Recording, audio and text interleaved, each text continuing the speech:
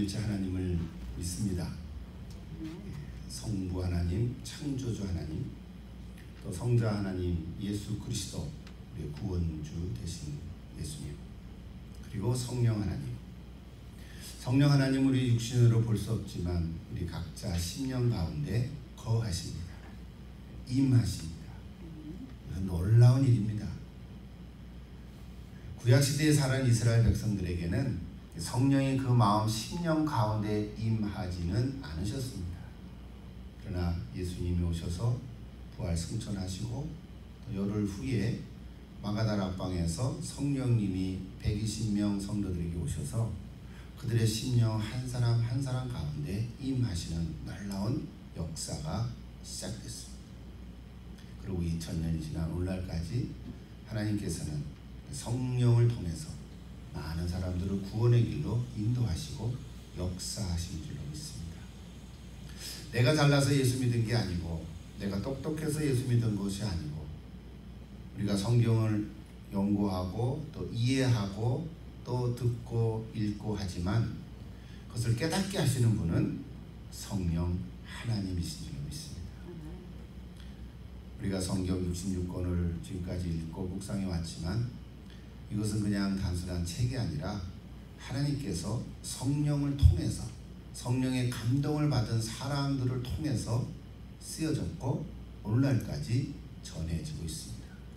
그럼 우리가 성경을 읽을 때, 또 묵상할 때, 또 이렇게 들을 때 그냥 사람으로 들으면 오해될 수도 있습니다.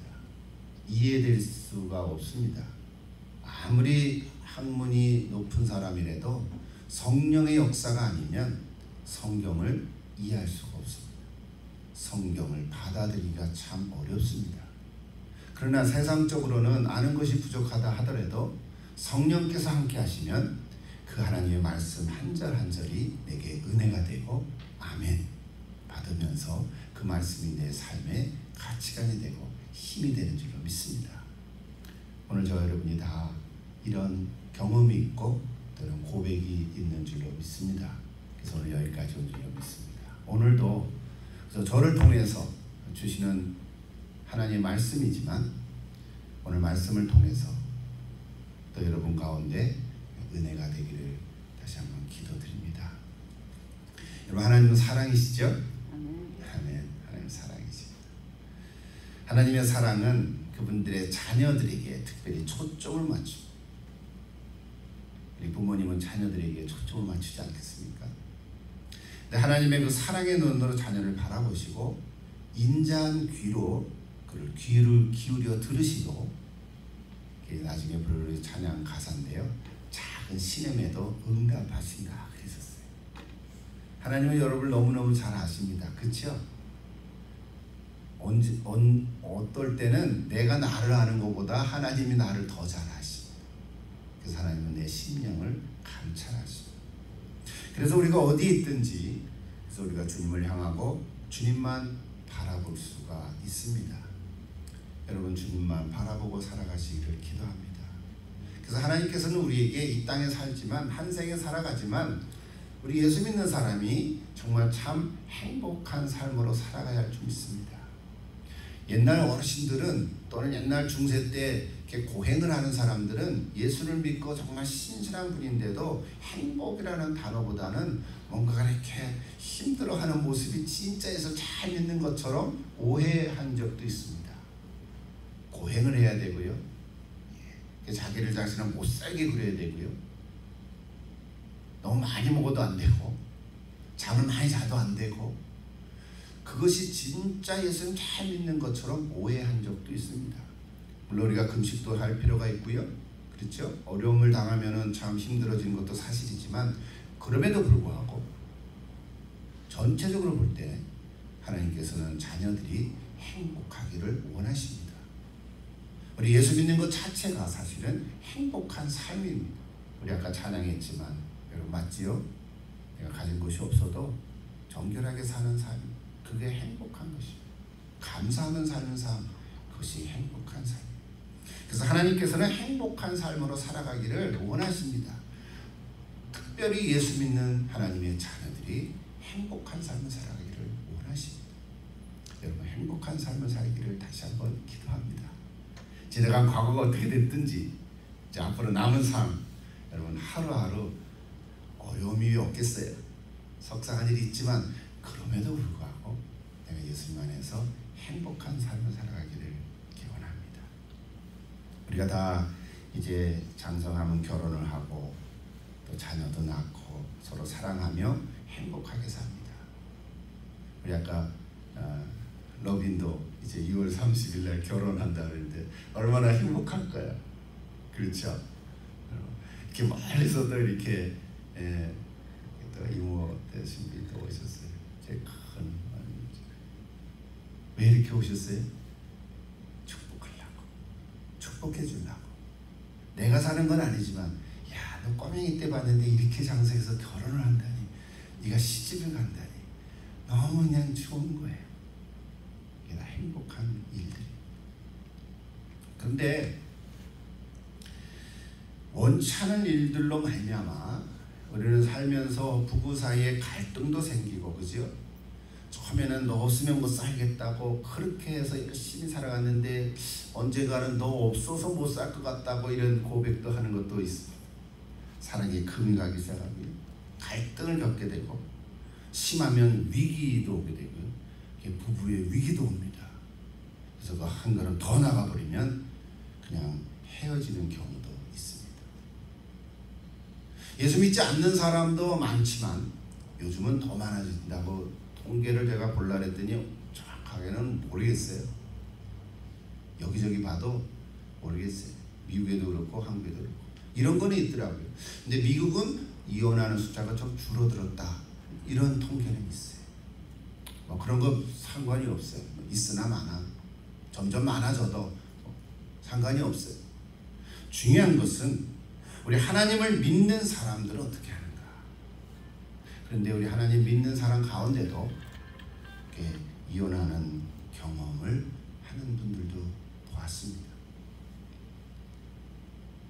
배우자의 어떤 치명적인 범죄 때문에 갈라서기도 하고요. 우리가 흔한 어떤 부도덕한 행위 때문에, 또는 신체적으로 폭행을 하거나 구타하는 거죠. 또는 언어적인 폭력도 많고요. 심지어는 의심증, 의처증, 의부증 뭐 이런 말 들어보셨죠? 의심증 같은 정신질환, 그거는 정신병이죠. 사실은 그냥 의심하는 게 아니에요. 그거는 질병이거든요.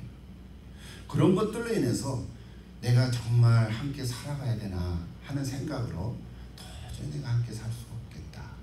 그래서 그런 분들에게는 차라리 헤어져서 사십시오 하고 이렇게 권면하기도 합니다. 요즘은 제가 상담을 많이 안 하지만 전에 공부할 때는 이렇게 이혼 찰나에 있는 분도 상담한 적이 있어요. 근데 참 안타까운 거는 자기네들끼리 다 이렇게 힘들고 어렵고 고민을 다 하고 이제 마지막 이혼 동장 찍기 바로 직전에 와가지고 목사님 어떻게 하면 좋겠어요? 어떡하게 다 그냥 뒤틀리고 코로나고 다 망가진 상태로 도장 찍기 전에 온 그런 분도 만나본 적이 있어요. 내가 이렇게 잘 해결이 돼서 또 회복된 분도 있고요. 자, 사실은 그러나 부부간의 일은 아무리 가까운 가족이나 친척이나 친구라도요 정확히 알 수가 없어요. 그렇죠? 아마 엄마도 잘 모를 거예요. 그러므로 함부로 비난하거나 섣불리 손가락질해서는 안 될 일입니다. 다 나름대로 사정이 있고 들어보면 사연이 다 있습니다. 그러므로 어느 누구도 완전한 사람은 없고요, 완벽하게 살아가는 사람도 없습니다. 그렇죠? 결혼 생활도 마찬가지라고 봅니다. 그래서 우리가 젊은이들이 결혼할 때 행복하기를 진심으로 바라고 축복하고 기도하는 것입니다. 그러면 오늘 우리는 벌써 이미 다 어른이 되고, 어른이 아니죠, 이제 다 할아버지 할머니가 된 존재니까 결혼해서 살든지 혹 이혼을 해서 살든지 혹은 다시 재혼을 해서 살든지 어떤 형편에 처했든지 간에 우리 모두는 서로를 위해서 사실은 행복한 삶을 살 수 있도록 기도하고 격려해주고 서로를 위해야 될 줄로 믿습니다. 그래서 우리가 기도의 모습. 오늘 말씀을 준비하면서 하나님 이거 건너뛰면 안 될까요? 이런 생각도 있었어요. 이거 말고 다른 거 적어보면 많은데 이런 생각도 있지만 올해는 산상수훈을 하기로 했는데 건너뛸 수가 없잖아요. 짧은 투절밖에 안 되지만 주제는 이혼인데 혹시나 여러분 가운데 오해하지 않고 들으시면 좋겠어요. 이혼을 하신 경험도 있을 수도 있고요. 혹은 내 주변에 아는 사람이 이혼을 하신 경우도 있을 수 있어요. 그죠? 저에게도 있으니까 여러분도 있지 않겠어요? 혹 재혼을 해서 다시 사시는 분이 계시다면 오늘 이 설교를 인하여서 한 분이라도 마음에 부담이 생기거나 또는 불편함이 있지 않게 되기를 먼저 기도합니다. 제가 기도 많이 하고 오늘 설교하는 거예요. 오히려 오늘 말씀의 주제가 이혼이지만 예수님도 이 부분에 대해서 지나치지 않으셨어요. 그죠? 예수님도 이거 피해가지 않으셨단 말이에요. 그러므로 오늘 우리도 이혼에 대해서는 그러면 어떻게 알고 있어야 되나? 그런 마음으로 오늘 말씀을 들을 때 오히려 더 기쁨과 행복이 더 풍성해지기를 기도합니다. 여러분 그런 마음으로 오늘도 같이 나누면 좋겠어요. 성경에는 이혼에 대한 말씀이 4가지 관점이 나옵니다. 이 4가지 관점이라는 것은 오늘도 주일날 설교 시간이니까 이걸 다 자세히 얘기할 시간적인 여유가 없어요. 그 4가지 관점이라는 것은 일단 구약의 율법서, 그러니까 율법서라는 게 이제 오늘 특별히 신명기에 나오죠. 뭐 레위기에도 나오고, 그러니까 율법의 관점이 하나 있고요. 그 다음에는 구약의 선지서가 다 있지는 않지만 하여튼 선지자를 통해서 하나님께서 주시는 메시지가 있어요. 그리고 오늘 복음서에 나타난 이혼의 말씀이 있어요. 특히 오늘 예수님 말씀이 복음서 마태복음에 나오죠. 그리고 마지막 하나는 사도 바울 서신의 고린도전서에 나옵니다. 이렇게 이혼에 대해서 우리가 이혼을 무조건 하지 말아라, 이혼하면 죄다, 이런 관념이 아닌 거예요. 옛날에는 제가 미국에 처음 왔을 때, 짧게 1분만, 처음에 미국에 왔을 때 제가 하와이 코나에 갔잖아요. 예수전도 훈련을 이렇게 YM에서 이렇게 갖게 됐는데 소그룹들이 있어요. 그때 한국 사람은 거의 없고 미국 사람, 캐나다 사람, 독일 사람, 일본 사람, 여러 국가 사람들이 있었는데 저 같은 소그룹 중에 한 사람이 캐나다 분이 있었어요. 나중에 알고 보니까 이혼하신 분이세요. 목사인데. 그래서 마음에 상처가 입어서 거기 와서 좀 회복하기 위해서 또 여러 가지로 또 힐링도 되고 또 쉬면서 회복하기 위해서 와셨어요. 너무 좋으신 분이더라고요. 근데 우리 한국 사람들은 이혼한 목사는 안 되는 거야. 그죠? 우리 옛날 할아버지 때는 그랬었잖아요. 목사가 이혼해. 이제 그랬단 말이에요.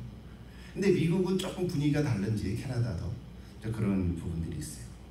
제가 오늘 얘기하려고 하는 건 뭐냐면 이혼 자체가 죄가 아니라 성경의 4가지 관점에서 이혼에 대해서 성경적으로 교훈을 해주고 있으니까 오늘 우리가 특별히 오늘 이날 이 주제는 짧게라도 제가 그 4가지를 말씀 전해드리려고 해요.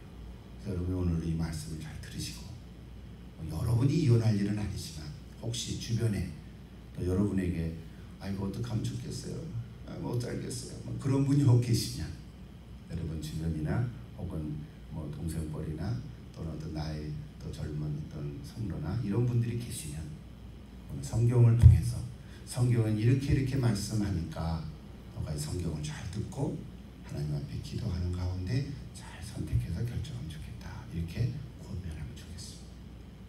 그런 마음으로 저 오늘 말씀 드립니다. 자, 오늘 본문 다시 한번 볼까요? 자, 마태복음 5장. 제가 빨리 지나가야 될 텐데 시간이 많지 않죠? 이 4가지 책 한 권의 얘기예요. 자, 오늘 본문이 뭐예요? 5장 31절. 누구든지 맞나요? 누구든지 아내를 버리려거든 이혼 증서를 줄 것이라. 율법이죠. 율법이에요. 지금 누가 얘기하는 거예요? 지금 서기관과 바리새인들이 지금 예수님과 얘기하는 거죠. 아니, 예수님이 그들에게 말씀하시는 거예요. 예수님이 이미 알고 누구든지 아내를 버리려거든 이혼중서를 줄 것이라. 어디 기록되어 있을까요? 구약의 신명기에 기록되어 있어요. 자, 신명기 24장을 가보시면 조금 더 자세하게 나와 있어요. 제가 부분만 인용한 건데요. 사람이 아내를 맞이하여 데려온 후에, 여기 사람은 남자죠. 이스라엘 백성, 이스라엘 남자, 이스라엘 백성 중에 아내를 맞이하여 데려온 후에 그에게, 그라는데 그녀지요. 그러니까 그 아내에게 수치되는 일이 있음을 발견하고, 수치되는 일이 뭘까? 정확하게 기록은 없어요. 어쨌든 수치되는 일이 있음을 발견하고 그를 기뻐하지 아니하면 이혼 증서를 써서 그의 손에 주고 그를 자기 집으로 보낼 것이요. 친정으로 돌려보낸다는 거예요. 그 여자는 그의 집에 나가서 다른 사람에게 아내가 되려니와, 뭐예요? 이혼 증서를 갖고 있으면 뭐 할 수 있어요? 재혼할 수 있다. 이혼 자체가 죄가 아니고 좀 가슴 아프죠. 그렇죠? 참 슬프지요.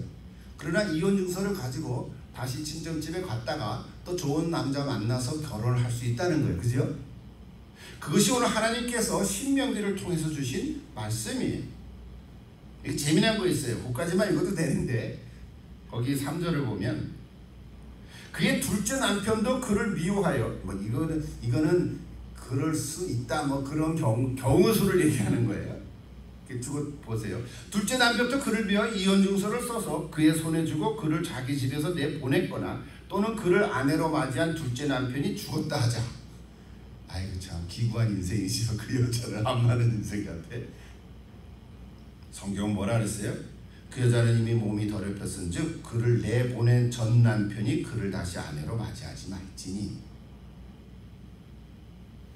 또 그럴 수도 있지. 서로 다시 사랑하는 마음이 생기면 결혼할 수도 있지. 성경은 그때 당시는 이게 몇 년 전에 쓰여진 거냐면 주전 1410년이니까 지금부터 3600년 전에 쓰여진 거예요. 그렇죠? 예.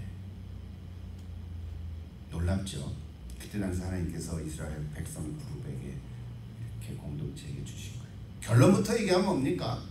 오늘 예수님께서 마태복음 5장 31절에서 누구든지 아내를 버리려거든 이혼 증서를 줄 것이라 하는 걸 너희가 들었으나 나는 너에게 이르노니 하면서 예수님 말씀을 하시는 건데, 신명기에 나타난 이 율법의 말씀과 예수님께서 주신 말씀은 사실은 어떤 갈등이 없다는 거예요. 모순되지 않았다는 거예요. 모순되지 않았다는 말은 뭡니까? 24장 1절 다시 한번 보세요. 1절. 이혼 증서를 써서 그 여인의 손에 주고 그를 자기 집으로 보낼 것이라 그랬잖아요. 이 말씀은 어떠한 이유로 무엇 때문에 헤어졌는지는 상관없어요. 그죠? 뭐 때문에 헤어지기로 했는지는 중요하지 않은 거예요.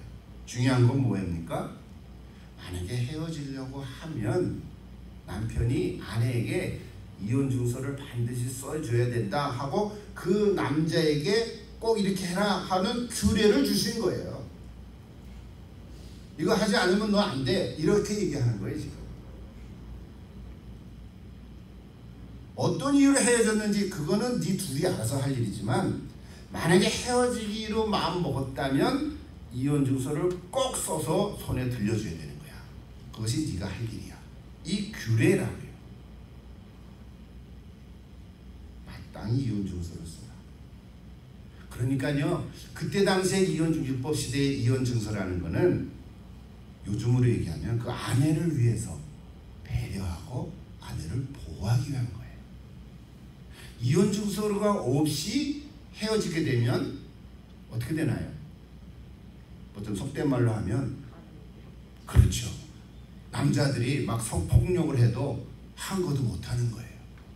나 이혼한 여자야. 또 이혼 증서 줘봐. 없는데 가짜야 하고 막 성폭행할 수도 있고요. 매춘녀 같은 취급을 받을 수도 있다는 말이에요. 그러니까 이혼 증서라는 게 나 자신을 보호하기 위한, 요즘으로 하면 인권, 복지와 인권을 보장하기 위한 하나의 조치라는 것입니다. 확실하죠? 하나님께서는 그 여자를 보호하기 위해서 이혼 증서를 써주라 이렇게 말한 것을, 문제는 이제 다음에 나오죠. 문제는 모세를 통해서 주신 이 하나님의 근본 정신을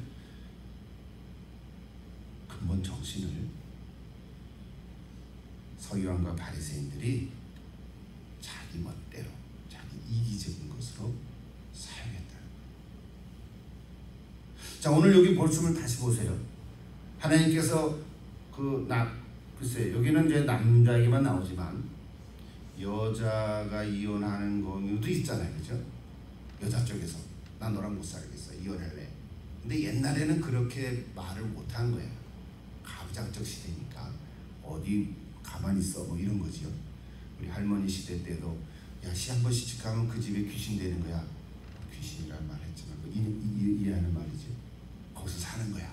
친정이 어디가 돌아와? 그냥 오히려 역정을 내시죠. 그게 우리 할머니 시대의 모습들입니다. 근데 요즘은 안 그렇지만 오늘 말씀을 보면요, 제가 얘기하려고 하는 건 뭐냐면 하나님이 주신 근본 그 정신은 이혼을 하라고 명령하신 게 아닌 거예요. 오해하면 안 되죠, 그죠? 이혼을 하라라고 명령한 것도 아니고 그들이 이혼하려고 하는 것에 하나님이 개입해가지고 너 이혼해라 하지 마라 그러신 것도 아닌 거예요. 네 둘이 알아서 아이고 못 살겠다 하고 선택을 하려면 남자는 반드시 이혼 증서를 써줘야 돼. 그걸 얘기해 주신 거라는 거예요. 제가 2번 반복했는데 확신하시죠? 여기 한 가지 신명기 24장 1절에 보면 뭐가 있냐면 그에게 수치되는 일이 있음을 발견했다 그랬는데 그 수치되는 일이 뭘까? 그 이혼의 사유가 될 수는 있어요. 근데 정확하게 뭔지는 몰라요. 그죠?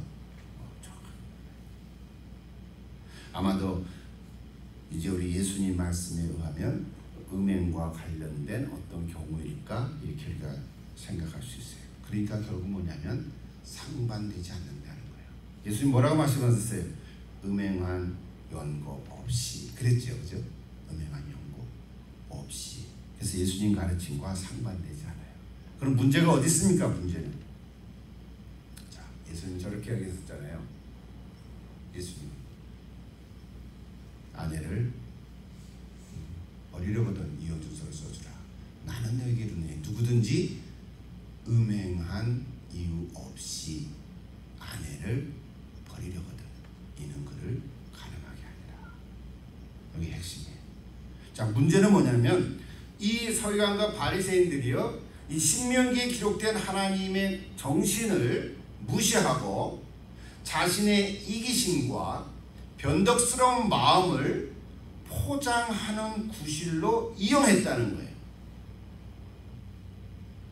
이혼 증서를 써주기만 하면 그 다음 뭐예요? 내가 법을 지켰으니까, 율법을 지켰으니까 내 마음대로 이혼해도 돼. 이런 생각을 했다는 거예요.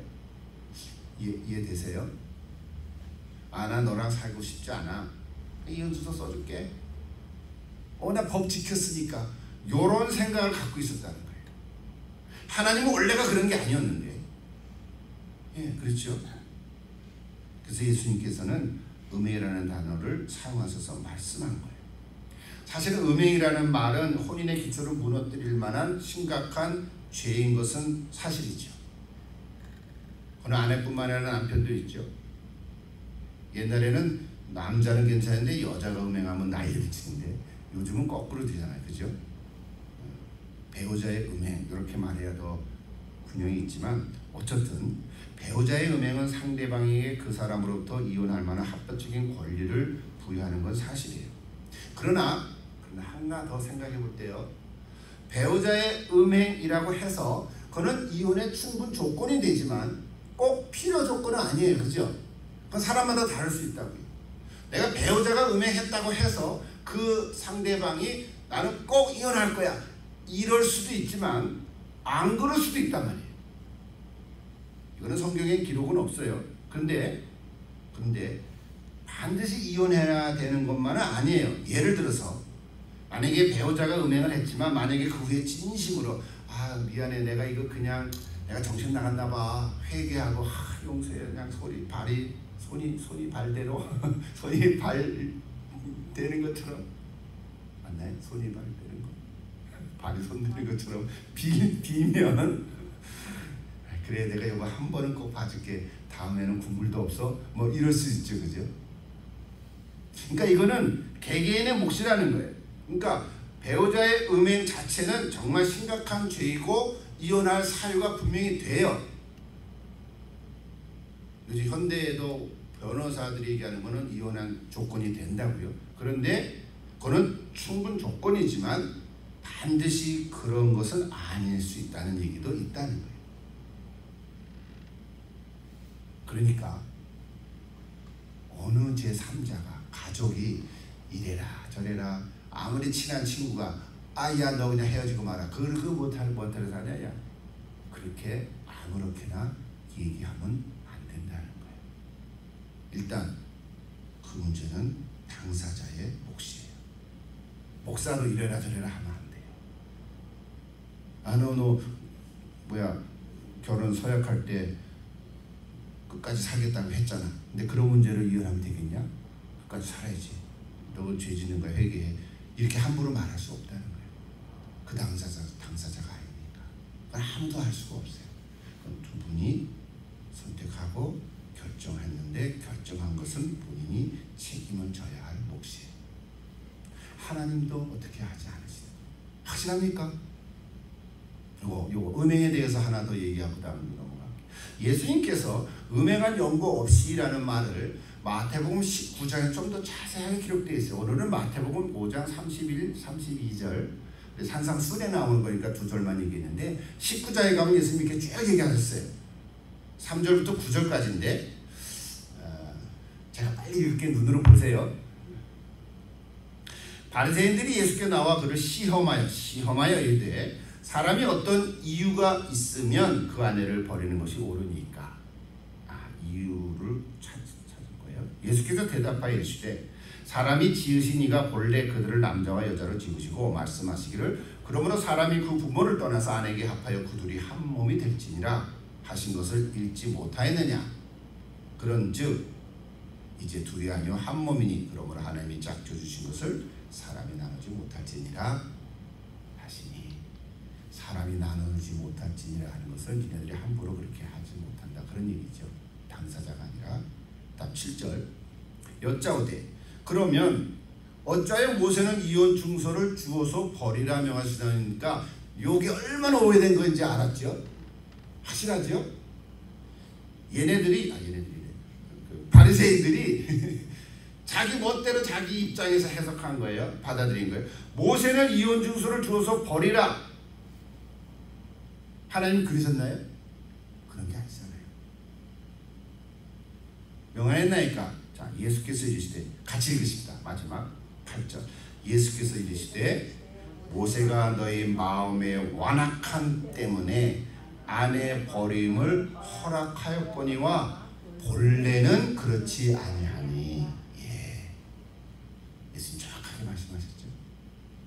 요거 마태복음 5장 32절에서 요걸 얘기했으면 우리가 산상수훈 더 쉽게 이해할 텐데 꼭 마태복음 19장을 인용하면서 해석하니까 그런 거였구나 그렇게 이해하는 거예요. 너의 마음의 완악함 때문에 아내 버림을 허락한 것이지 원래는 그런 게 아니야. 원래는 그런 게 아니라는 거 오늘 말씀하셨어요.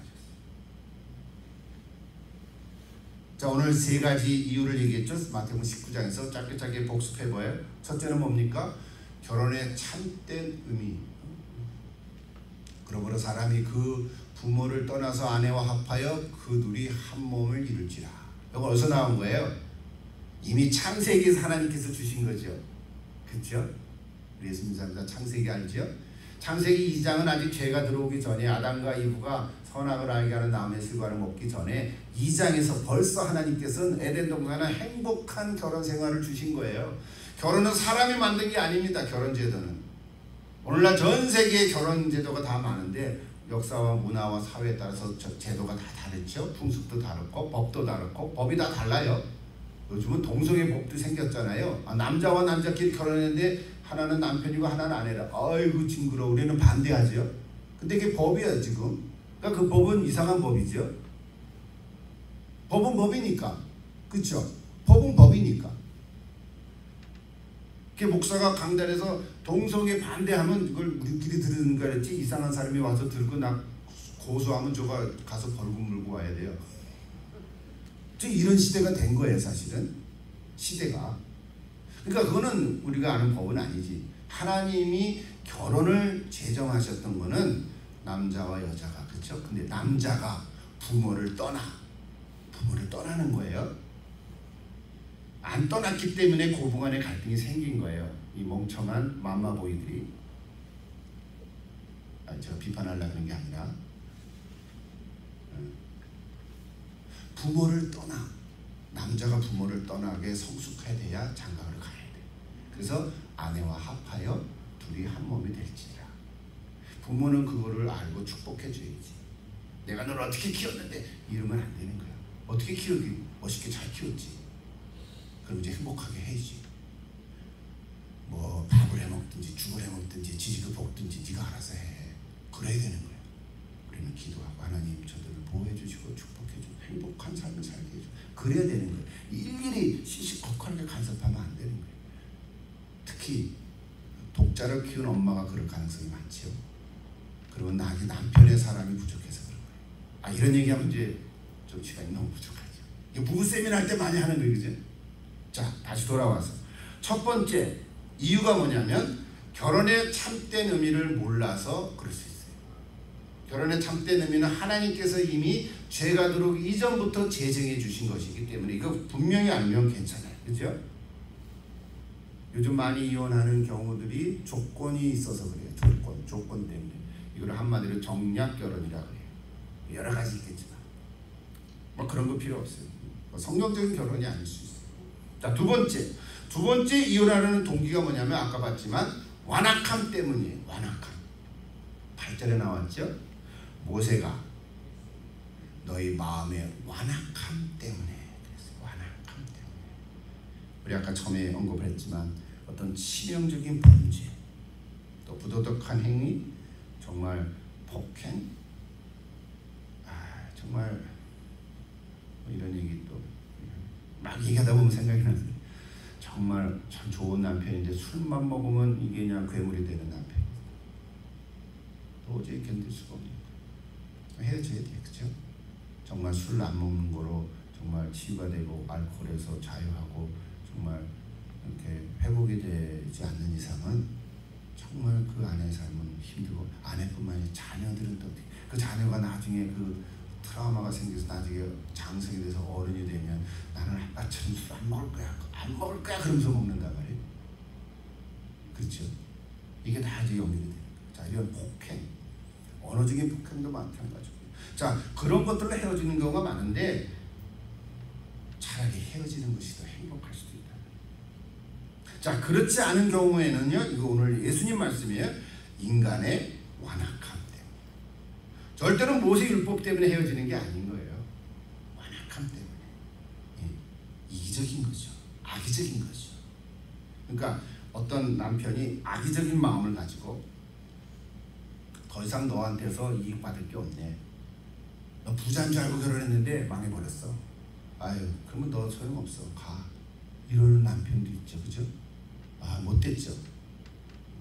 그런 남편하고 차라리 안 사는 게 낫지. 예를 들면, 그러니까 상대방으로부터 어떤 이익이나 유익을 얻을 것이 없어졌을 때 헌신짝처럼 버리는 것은 완악함 때문이라는 거예요. 예수님도 그런 것을 허락을 하는 거예요. 마지막 세 번째 이유는 뭐예요? 오늘 얘기했던 음행을 했기 때문에.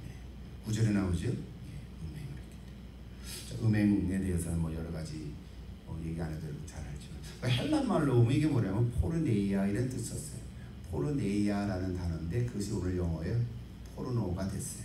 사실은 이게 본류 음행이라는 단어에서부터 나왔어요. 자, 합법적인 이유를 따지고 묻는 것은 예수님이 아니라 서기관과 바리새인들이었어요. 자, 그럼 한 가지 더 그렇다면, 자, 예수님 말씀은 이제 알았어요. 여기서 오늘 설교 끝나도 돼요. 근데 오늘 이혼의 주제에 대해서 율법서 또 우리 복음서 읽었는데 사도 바울의 얘기를 들어보면 한 가지 더 나와요. 뭐냐면 음행한 용고 아니거라도 이혼할 수 있는 어떤 상황이나 조건이 있나? 바울은 그렇게 얘기를 해요. 자, 고린도서 7장을 가보겠습니다. 7장이 1절부터 4절까지예요. 고린도서 7장 전체가 이 이혼, 재혼에 대한 얘기예요. 결혼, 이혼, 재혼 이런 주제에 대한 얘기. 그러면 7장 짧게 1절부터 40절까지니까 그거 읽어봐야 그거지만 그래도 거기 어떤 핵심을 우리는 캐치할 수 있어요. 자, 우리 12절부터 한번 보십시다. 다 읽지 못하니까 여러분 나중에 한번 꼭 읽어보십시오. 자, 그 나머지 사람들에게 내가 말하노니 이는 주의 명령이 아니라 바울 자신의 생각이라는 거죠. 만일 어떤 형제에게, 잘 들으세요. 어떤 형제, 남자죠, 남편이죠. 믿지 아니하는 아내가 있어. 남편만 예수 믿고 아내는 예수 안 믿는 사람. 결혼할 수 있죠, 그렇죠? 결혼해서 믿었든지 결혼하기 전부터 그랬든지 어쨌든 서로 사랑하고 매력이 있어서 결혼을 했어. 근데 보세요. 믿지 아니하는 아내가 남편과 함께 살기를 좋아하거든 그를 버리지 말라. 믿지 않는 아내가 난 당신 너무 좋아하라면 남편이 입장에서 믿는 사람이니까 믿는 사람 입장에서 버리지는 말라. 바울의 권면이지. 또 어떤 여자에게 믿지 않는 남편이 있어서 아내와 함께 살기를 좋아하거든 그 남편을 버리지 말라. 똑같죠. 믿지 아니하는 남편이 아내로 말미암아 거룩하게 되고 믿지 아니하는 아내가 남편으로 말미암아 거룩하게 되는 게 거룩하게 된다는 건 예수 믿는 거지. 예수 믿고 거룩한 하나님을 믿는 삶이 됐다 그런 얘기죠. 구원받은 삶이 되니까 그렇지 않으면 너희 자녀도 깨끗하지 못하리라. 그러나 이제 거룩하니라. 그렇죠. 자, 믿지 아니하는 배우자랑 사는 사람 사실은 제가 이런 경우 참 많이 봤거든요. 많이 이렇게 얘기도 하고 되는데 참 힘들어요. 옛날 청년들을 가르쳤을 때 통계로 보면 한 25년 걸려요. 돌아오기 위해서. 특히 자매 입장에서 여자가 어떤 남자를 만났는데 너무 좋은 거야. 마음도 들고 여러 가지로 조건도 많고. 근데 딱 하나 예수 안 믿는 거야. 그래서 상담. 아이고 목사님 내가 참 좋은 형제 만났는데 다 좋아요. 취미도 같고 뭐 능력도 있고 가정도 좋고 근데 예수만 안 믿어요. 어떡할래? 그런 경우들 많거든요. 그래서 이제 이런 얘기를 해요. 예수만 안 믿는 게 아니라 예수를 안 믿으니까 다른 건 다 같아도 나중에 다 달라지는 거야. 그때는 그렇게 막 얘기했어요. 청년 때니까. 근데 믿지 않는 배우자랑 결혼했는데 그 믿지 않는 배우자가 다시 예수 믿고로 돌아오기까지의 그 기간이 통계지요. 물론 20년 넘게 걸린다. 그러면 그 세월이 얼마나 힘들고 합니다. 그렇죠? 그러니까 제가 얘기하려는 건 뭐냐면 오늘 이 사도 바울은 뭐예요? 믿는 자의 입장에서는 믿지 않는 남편이나 아내가 함께 살기를 원하면 헤어지지 말라. 그렇게 권면하는 거예요. 물론 쉽지 않겠지만, 그죠? 또 보십시다. 7장 15절에 또 이렇게 나와 있어요. 사도 바울의 얘기입니다.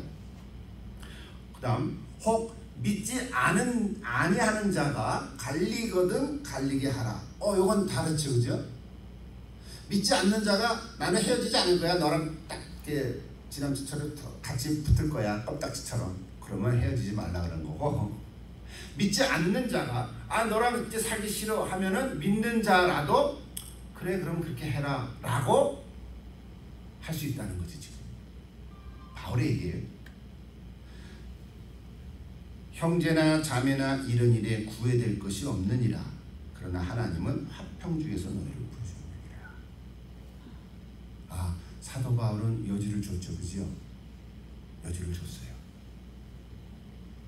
제가 요거를 메시지 성경으로 보니까 분명해져. 그 밑에 제가 적어놨는데 보입니까? 믿지 않는 배우자가 떠나가려고 하면 떠나가게 내버려 두라. 내버려 둘 것이 좋다. 필사적으로 애써서 붙잡을 필요는 없다. 그렇게 하라는 거죠. 그렇다고 앞으로 계속 그러면 안 할 수 있는 한 평화롭게 살고 최선을 다해 살아가라 그런 거죠. 마지막 하나 더 봅시다. 16절을 보면 고린도서 7장의 사도 바울의 이야기인데요. 16절 하나 보십시다. 아내된 자여 네가 남편을 구원하려는지 어찌 알 수 있으며 남편된 자여 네가 아내를 구원하려는지 어찌 알 수 있으리요. 그렇죠. 그러니까 믿지 않는 배우자와 사는 믿는 자의 그 아픔이 있어요. 같이 그분들의 소원은요, 나 혼자만 예배드리고, 특히 자매들 중에 혼자 예배드리는 경우가 참 많아요. 한국의 경우. 미국은 그래도 조금 달라요. 믿지 않는 남편도 그냥 같이 와요. 예배당에 와서 같이 앉아는 있어. 그런 경우 많아요. 그러니까 그 남편이 예배당에는 왔지만 예수 믿는 사람이 아니고 그 사람은 전도해야 할 대상이죠. 그죠? 그런 경우들도 있어요. 미국 사회니까. 오늘 여기 그 과정을 견디는 것이 참 쉽지 않다는 거예요. 믿지 않는 배우자와 사는 믿는 자의 사랑, 마음. 그래서 우리가 그분들은 뭐라 그러냐면 그 가정의 선구자라고 부르죠. 나중에 세월이 지나서 그 믿는 사람이 믿지 않는 가정에 뭐 장가를 갔든 시집을 갔든 그래서 믿지 않는 가족들을 다 구원해내세요. 놀랍죠? 그 한 사람 때문에 그 가족이 다 구원받는 경우들이 참 많습니다. 아마만 그분은 하나님께서 큰 상급을 주실 거예요. 왜? 내가 나가서 막 전도를 못하더라도 내가 결혼 제도를 통해서 믿지 않는 사람들, 가족, 친척들을 다 예수 믿게 한 것을 보면 얼마나 귀한 거예요. 근데 그 고통은 쉬운 것이 아닌 거죠. 처음부터 믿는 사람끼리 결혼을 하면 너무 감사하고 기쁜 거죠. 그렇죠? 그래서 우리 자녀들은 그래서 믿는 사람하고 결혼해라 이렇게 우리가 고민을 하는 거죠. 근데 그것도 마음대로 됩니까? 기도하는 거예요. 최선을 다하는 거죠. 자, 고린도전서 7장에 바울의 세 가지 얘기했는데 마지막 40절 한번 보십시다. 35절 이렇게 돼 있어요. 35절. 35절 같이 볼까요? 내가 사도 바울이죠. 내가 이것을 말하면 같이 읽으십시다. 35절 시작. 내가 이것을 말하면 너희의 유익을 위하며 너에게 올무를 놓으려 함이 아니니 오직 너희로 하여금 이치에 합당하게 하여 흐트러짐이 없이 주를 섬기게 하려 함이라. 확실합니까?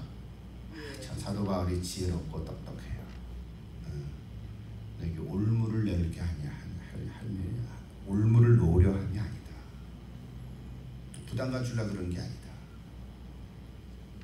그러나 흐트러짐이 없이 주를 섬기는 것에 걸림이 되지 말도록 해라. 고린도서 7장을 여러분 기회가 돼서 다시 한번 쭉 읽어보시면 좋겠어요. 자, 그렇다면 우리는 어떻게 결혼의 행복함을 유지할 수 있겠습니까? 제가 오늘 설교를 준비하면서 이혼, 그럼 우리 주제가 뭘까? 이혼이지만 이혼해라 하지 마라 그런 얘기가 아니라 결혼의 행복함을 어떻게 유지하면 좋을까?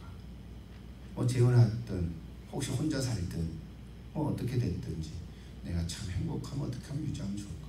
그래서 세 가지 이미 다 얘기한 건데요. 특히 사도 바울의 에베소서 말씀을 통해서 봤어요. 첫째 뭐예요? 결혼의 참된 정의 개념을 잊지 말라. 하나님이 주신 결혼이 뭔가 우리 아까 봤죠. 근데 사도 바울도 저걸 인용하고 있어요. 에베소서 5장 31절에 썼잖아요. 여러분 다 아시죠? 그러므로 사람이 부모를 떠나 그의 아내와 합하여 그들이 한 육체가 될지니 이 비밀이 크도다. 나는 그리스도와 교회에 대하여 말하노라. 그러나 너희도 각자 자기 아내 사랑하기를 자신같이 하고 아내도 자기 남편을 존경하라. 더 설명 붙일 수가 없죠. 그죠? 다 아시죠? 다음 두 번째,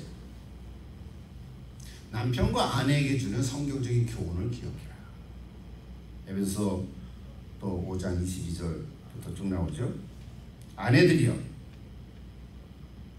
남편에게 복종하기를 주께 하라. 기분 나쁘세요? 남편 복종하는 게 싫으시죠? 내가 왜 남편에게 종이야? 복종하게. 성경 그렇게 제안하고 있어요. 이는 남편이 교회의 머리됨이 그리스도께서 교회의 머리된 것 같으니 그가 바로 몸의 구주시니라. 그러므로 교회가 그리스도에게 하듯 아내도 범사에 자기 남편에게 복종할지니라.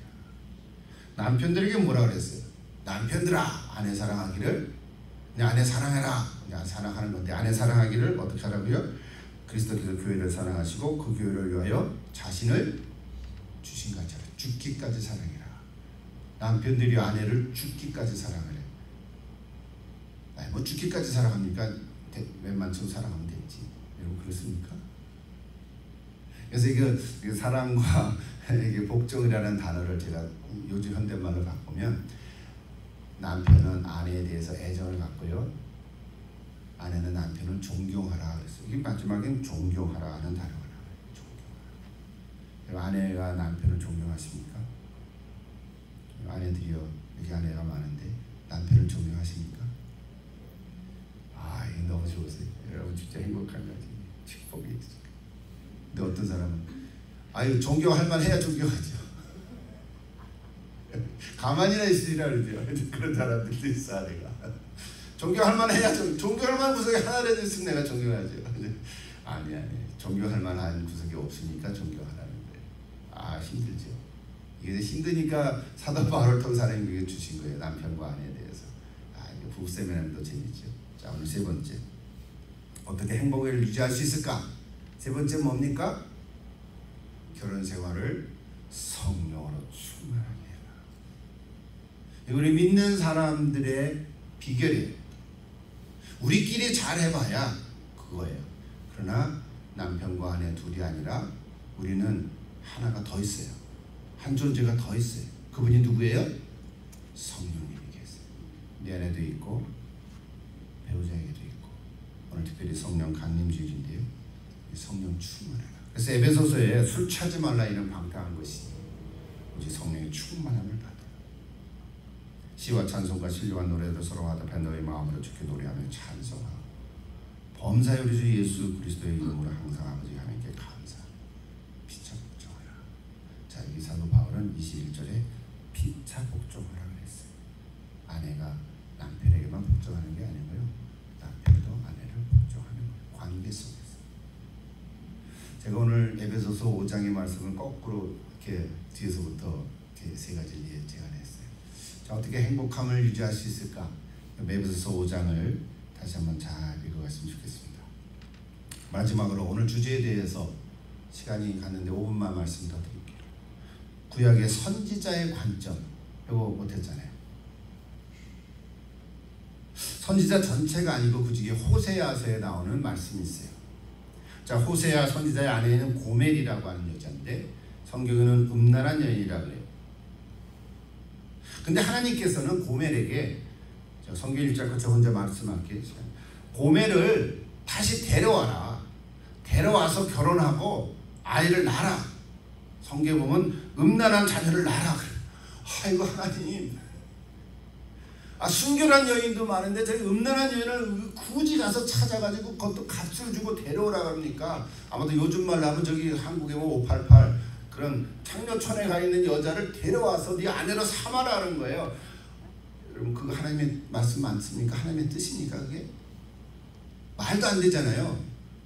근데 특별하게 하나님께서 호세아라는 선지자를 통해서 이 메시지를 주는 이유는 뭐냐면 사실은 이스라엘 백성들이 하나님을 섬겨야 되는데 우상을 섬긴 것에 대해서 뭐라 그랬죠? 그래서 지난주에 있죠. 영적 간음을 행하는 거예요. 이스라엘 백성들이 하나님 대신에 우상을 섬기니까 하나님께서 호세아를 택해서 보여주시는 거예요. 말은 쉽지. 우리는 그냥 듣지만 백성을 향한 말씀이지만 호세아 자신은 이게 뭐예요 지금? 그렇죠? 호세아 자신의 인생은 뭐냐고. 근데 선지자니까 하나님 말씀에 순종하고 있는 거예요. 그래서요 호세아 1장 2절에 보면 그렇게 쭉 나오는데 아들을 낳아요. 아들 이름이 이스라엘. 이스라엘은 이름이지만 또 지명 이름이기도 해요. 남유다 북왕국에서 제일 음란한 왕이 아합 왕인데 이세벨이잖아요. 근데 그 후에 예후가 일어나서 이 아합 왕과 이세벨을 다 죽입니다. 그 장소가 이스라엘이에요. 장소 지명이. 그래서 이스라엘 아들을 낳았어요. 또 딸을 낳았는데 로후 하마를 줬어요. 이거는 긍휼히 여기지 않을 것이다. 용서하지 않을 것이다. 이런 뜻이에요. 또 아들을 또 낳았어요. 로암리. 내 백성이 아니다. 내 백성이 아니다. 영적 가늠한 이스라엘 백성들. 이건 내 아이들 아니야. 하나님께서 호세아를 통해서 이렇게 주셨어요. 근데 호세아서 전체를 보면 여기서 끝난 게 아니라 그럼에도 불구하고 그렇게 가늠한 이스라엘 백성들을 회복시키려고 하나님의 그 기쁘신 놀라운 사랑의 마음, 이게 아가페 사랑을 갖고 있어요. 그래서 호세아 2장을 가보시면 저렇게 얘기해요. 그러므로 보라, 내가 그를 타일러 거친 들로 데려가서 말로 위로하고, 야단치지 않고 말로 위로하고 회복하시기 위해서. 거기서 비로소 포도원을 그에게 주고 아골골짜기 죽음의 골짜기를 소망의 문으로 삼아주리니. 그래서 16절 쭉 가보세요. 그날에 네가 나를 내 남편이라 일컫고 다시는 내 바알이라 일컫지 아니하리라. 하나님께서 호세아 선지자를 통해서 이런 메시지를 주고 실제로 그 삶을 통해서 보여주시면서 이스라엘 백성들이 다시 하나님께로 돌아오라고 지금 계속 말씀하시는 거예요. 6장 1절 보십시오. 여러분 읽었죠? 오라 우리가 여호와께로 돌아가자. 여호와께서 우리를 찢으셨으나 도로 낳게 하실 것이요 우리를 치셨으나 싸매어 주실 것이라. 이게 호세아 핵심 구절이죠, 그죠? 여호와께로 돌아가자. 이스라엘 백성들이 이제 돌아가자. 3절에 그러므로 우리가 여호와를 알자. 힘써 여호와를 알자. 하나님께로 돌아가야 하나님을 알지 않겠어요? 이게 하나님의 은혜. 마지막 호세아가 14장의 끝인데요. 이스라엘아, 네 하나님 여호와께로 돌아오라. 내가 불의함으로 말미암아 엎드러졌느니라. 너는 말씀을 가지고 여호와께로 돌아오라. 입술의 열매를 주께 드리리라. 그래서 그들의 고백이 뭐예요? 이제 우리는 아수르의 구원을 의지하지 아니하며, 아수르의 구원이라는 게 뭐 이방 나라의 강대국을 의지하지 않고, 말은 군사력이죠. 내가 힘을 의지하지 않고 오직 우리의 손으로 만든 것을 향하여 너희는 우리의 신이라 하지 아니하오리. 이제는 하나님만 섬기겠습니다. 고백을 하고 호세아는 끝납니다. 하나님께서 호세아를 통해서 우리에게 주시고자 하는 메시지가 뭡니까? 비록 너가 영적인 간음을 했어도, 이스라엘 백성들에게 혹은 우리에게 비록 너가 간음을 했어도, 비록 너가 음행으로 이혼을 경험했어도, 그럼에도 불구하고 하나님께서는 여전히 너를 사랑하시고 여전히 너를 회복시키시고 여전히 너와 함께 하시고 그 놀라운 하나님의 사랑을 보여주시다. 이것이 하나님의 놀라운 메시지. 확실합니까? 나 같은 죄인도 사랑하시고, 나 같은 죄인도 사랑하시고, 일부러 가까우셔서 값을 주고 사시고, 내 이름을 부르며 사랑하신다고 말씀하시고, 이런 더러운 나를 사랑하신다고 말씀하시고, 내가 최악일 때도 나를 찾아오시고 나를 끝까지 사랑하신다고 말씀하시고, 그 사랑이 하나님. 이것이 우리는 다 경험할 수 없는 아가페 하나님의 사랑인 줄 믿습니다. 오늘 저 여러분이 내가 비록 꼭 이혼은 하지 않았더라도, 간음은 했지 않았더라도, 음행한 일은 없다 할지라도, 그럼에도 불구하고 나는 또 다른 것으로 인해서 하나님 앞에 죄인일 수가 있는데, 어떤 모습이든지 하나님께서 나를 받아주시고 하나님께서 나를 온전케 해주시고 여전히 끝까지 붙드셔서 하나님만 바라보고 살아가게 해주신다는 사실. 오늘 우리 성령 강림주의를 통해서, 오늘 성령 강림주의를 성령의 초점으로 말씀을 해야 마땅하지만, 오늘 우리가 또 한상 순을 통해서, 그것도 또 주제가 이혼의 주제니까 이걸 좀 묶어 가려고 우리 마지막에 이 메시지를 드리는데, 오늘 저 여러분이 어떤 형편이 있든지 하나님께서 여러분을 사랑하시는 줄 믿습니다. 여러분 이거 잊지 마시고, 아이고 나 같은 자를 하나님이 사랑하시다니, 내가 내 문제 다 해결하고 갈게요. 아니, 네 문제 해결하고 오는 게 아니라 그 문제 있는 거 그대로 가지고 내기로 와라. 그럼 내가 해결해 주리라. 내가 상처받은 게 있는데요, 상처받은 거 다 해결하고 올게요. 아니, 그게 아니고 내가 상처받아 있는 그대로 내가 다 안다. 내가 어디 형편에 있든지 내가 다 안다. 나에게로 와라. 그러면 내가 싸매어 주실 것이다. 이렇게 말씀하시는 하나님의 음성을 들으시고, 여러분도 앞으로 한 주간 동안, 아니 여러분 남은 세계 동안 온전히 하나님의 놀라운 사랑 앞에서 고백하며 주님만 믿고 나아가는 다 될 수 있기를 축복하고 기도드립니다. 기도하십시오. 하나님의 사랑을 사모하는 자, 하나님의 평안을 바라보는 자, 너의 모든 것 창조하신 우리 주님이 너를 얼마나 사랑하시는지. 아버지 하나님, 하나님의 눈으로 우리를 바라보시고 하나님의 인자한 귀로 우리의 신음도 들어주시는 하나님, 내가 어디에 있든지 주만 바라보고 나아가는 저희들 되게 해 주옵소서. 오늘 특별히 이혼이라는 주제로 참 나한테는 해당이 안 돼라고 생각할 수 있지만 꼭 주변에 어떤 사람이라도 이런 아픔을 가진 분이 계시면 같이 위로하며 격려하며 또 오늘 이혼에 대한 성경의 4가지 관점을 잘 설명하면서 힘있게 다시 회복할 수 있도록, 결혼의 행복을 회복하고 유지해 갈 수 있도록 기도하며 살아가는 저들 다 되게 해 주시옵소서. 예수님 이름으로